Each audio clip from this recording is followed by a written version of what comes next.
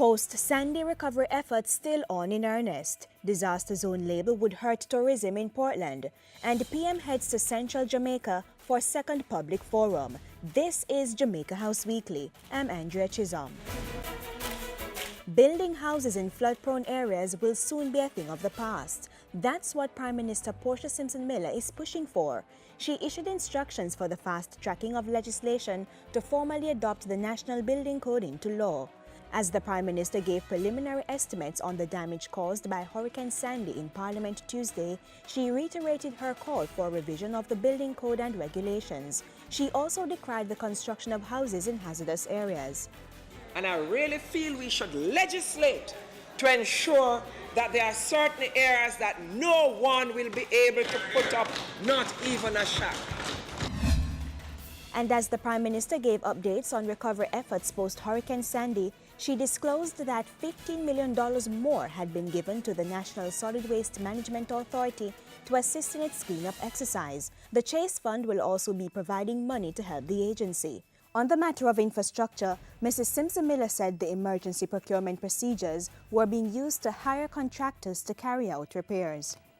All in all, we are talking about, as a preliminary estimate, a total amount of just under $2.6 billion. So far, Jamaica has received pledges from the governments of Germany, France and Japan, the United States Agency for International Development USAID, and the Caribbean Disaster and Emergency Management Agency. Locally, the National Health Fund will help finance the repairs to health facilities. The Prime Minister took her message of planned development to Clarendon, where she spoke to residents about government's plans for the area. Mrs. Simpson Miller said her administration was looking to include the Milk River Bath in its tourism development plans for Central Jamaica.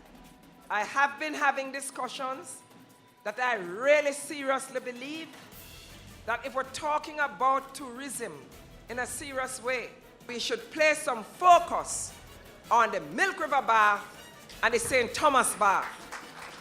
The Prime Minister was speaking at the second in a series of public fora to engage Jamaicans in national development. The Clarendon Forum was held at Hotel Versailles in May Pen. Information Minister Senator Sandria Faulkner is asserting that declaring Portland a national disaster zone will hurt tourism in the area. Our tourism areas are up and running. We have to be careful about the message we send internationally as well. We declare Portland and St. Thomas a disaster zone. People are not going to say it is confined to Portland. Jamaica is going to be the one. Senator Faulkner was speaking during last Wednesday's Jamaica House press briefing amidst calls to declare the parish a disaster zone. In the meantime, Minister Faulkner is appealing to Jamaicans still without electricity to continue to exercise patience. She says the Jamaica Public Service Company, JPSCO, has been working hard to restore service following the passage of Hurricane Sandy, but adds that it remains a difficult process.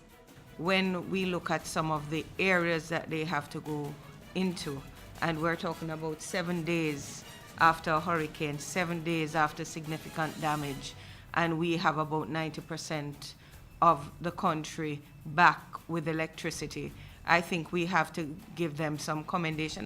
The majority of JPS customers still without electricity are in the parishes of Portland and St. Mary, where JPS faces challenges of access and extensive damage to its infrastructure.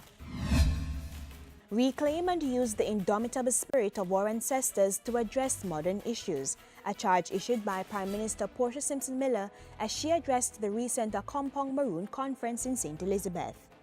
Their spirit reminds us, in the words of Marcus Mosiah Garvey, that a world of opportunities awaits us, and we must simply strike out to achieve the great things that will manifest to the world. Our equality in all areas of industry, commerce, science, culture, education, and politics. The Accompong Maroon Conference was staged under the theme, The African in Jamaica, Safeguarding Intangible Cultural Heritage of the Maroons for Democracy, Governance and Development. And that's it for this week's edition of Jamaica House Weekly.